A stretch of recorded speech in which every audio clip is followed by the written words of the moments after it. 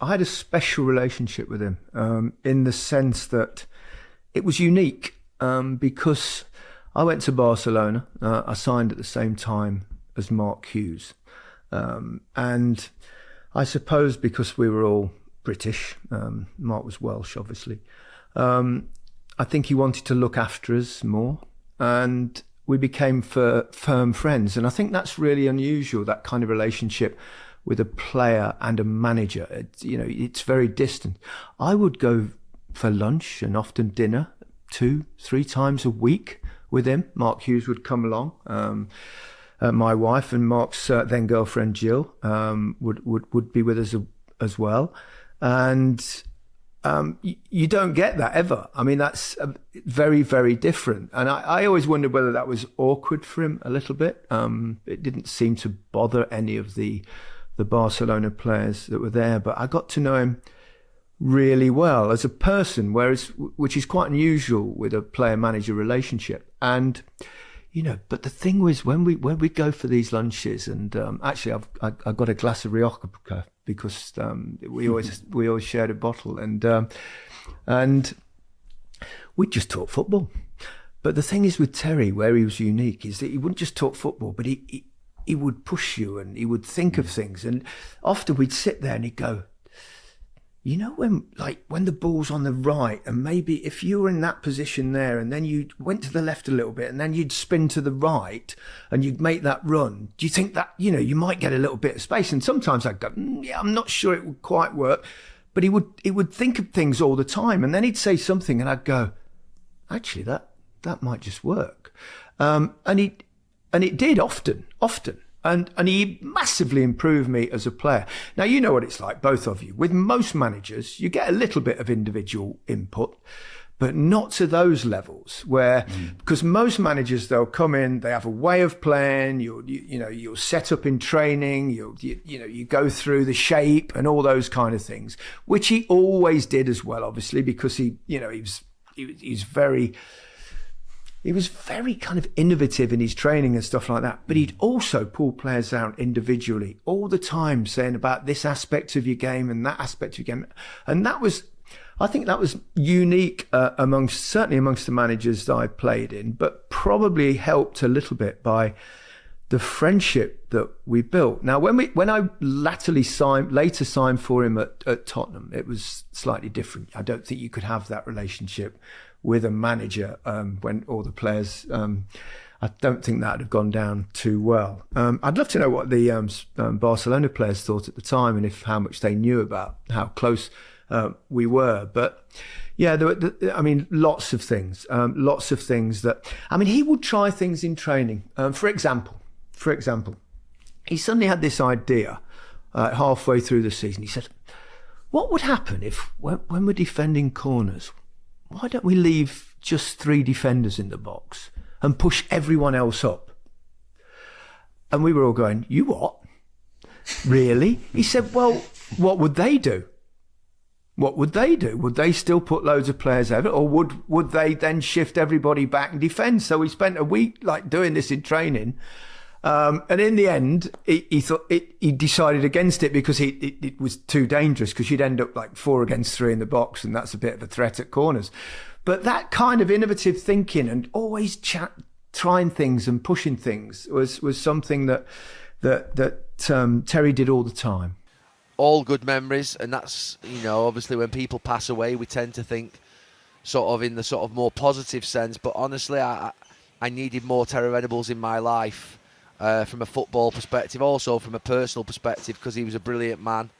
When I said yesterday, and actually, to be fair, it's ignorant, and it's needed, obviously, what's happened today for me to remember what was happening with me, particularly in Euro 96, but all the other players were challenged technically and tactically in the same way.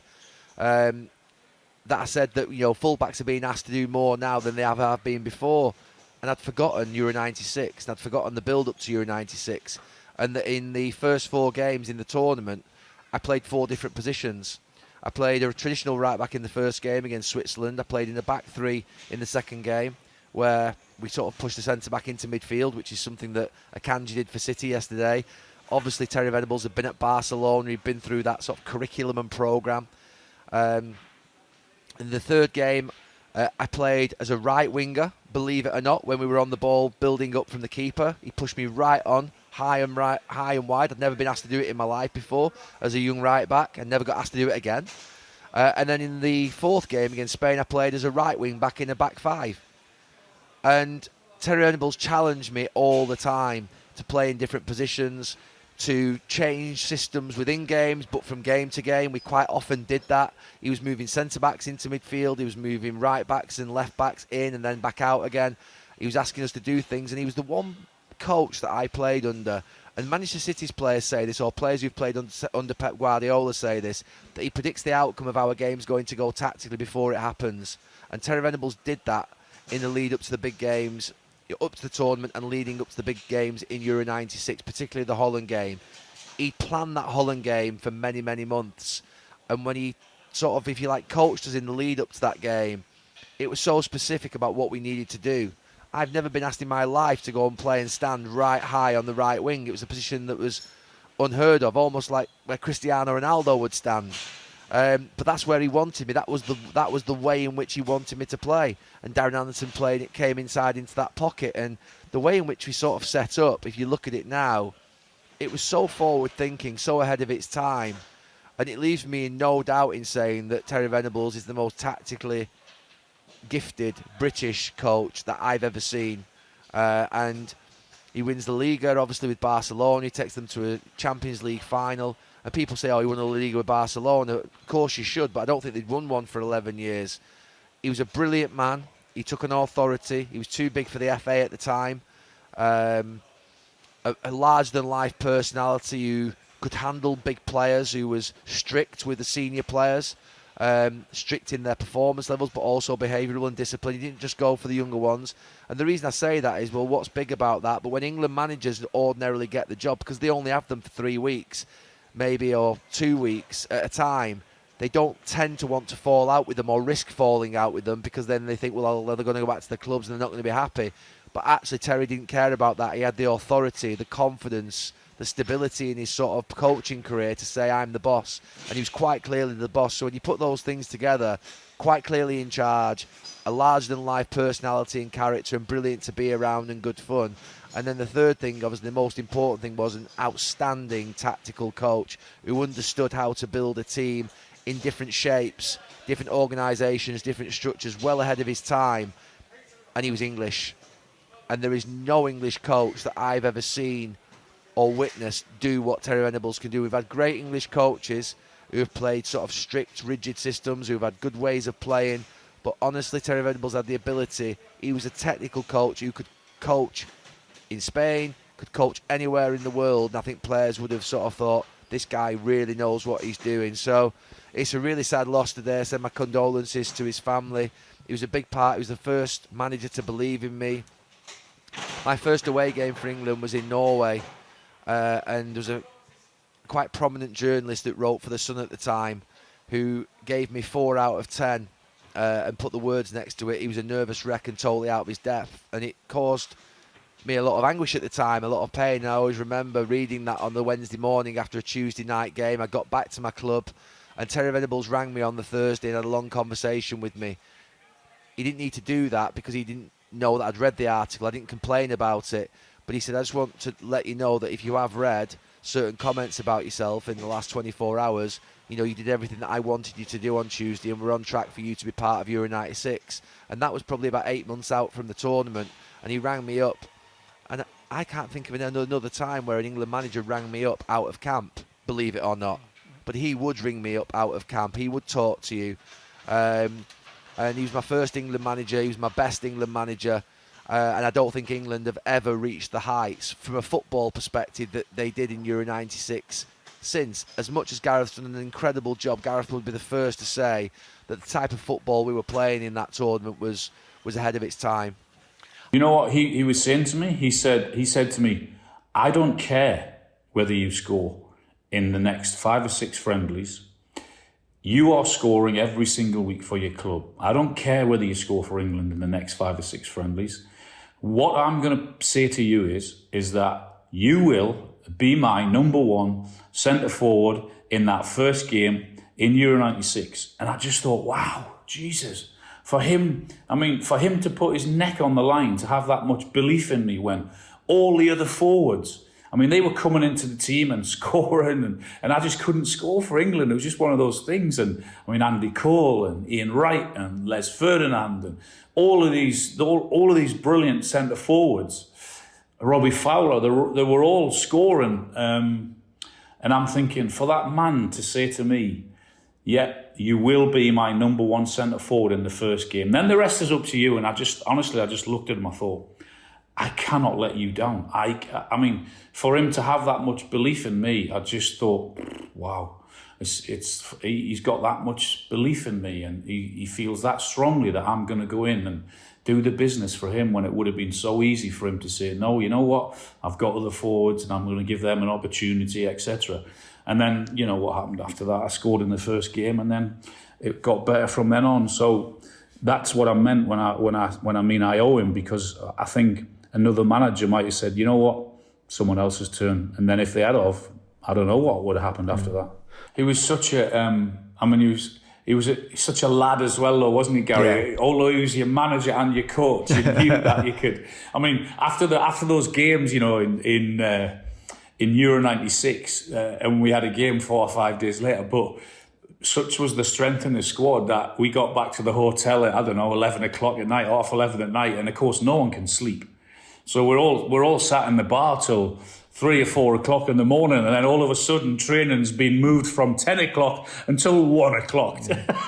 And Terry was there with us, you know, he'd sat and have a glass of wine with us, and we'd all end up having a sing song, and he was all part of it, and that's why we all sort of loved him, because he wasn't aloof, but we all knew how far we could push him, and he had his limit, you know, and I think that's the great sign of a manager, just being that respected and that liked, but also being able to step away and be as serious if he wanted to be. He was like a cheeky Cockney as well, wasn't he? But he actually loved to sing song, didn't he?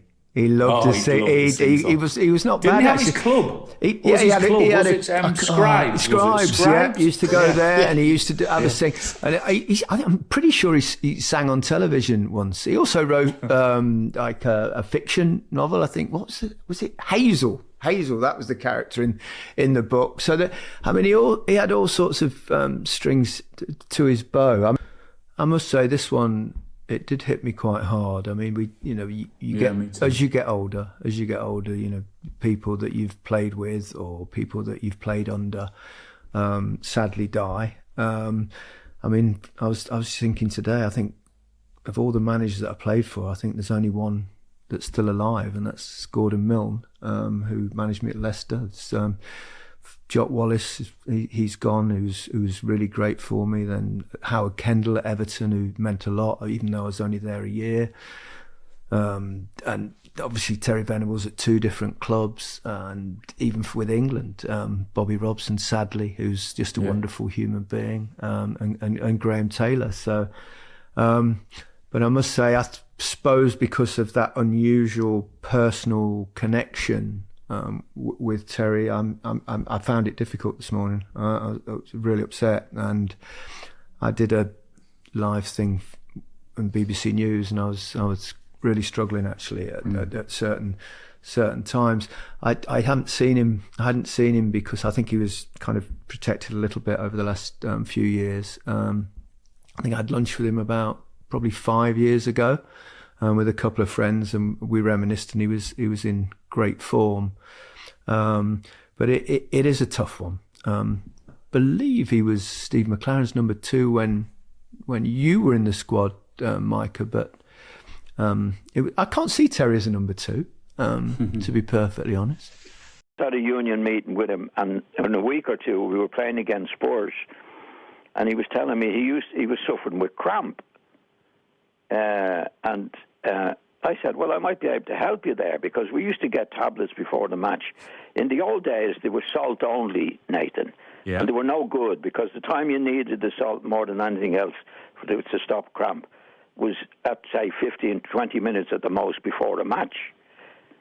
But in the old days, it wasn't coded, so it was no good. I mean, the salt in your body it would be gone by half time.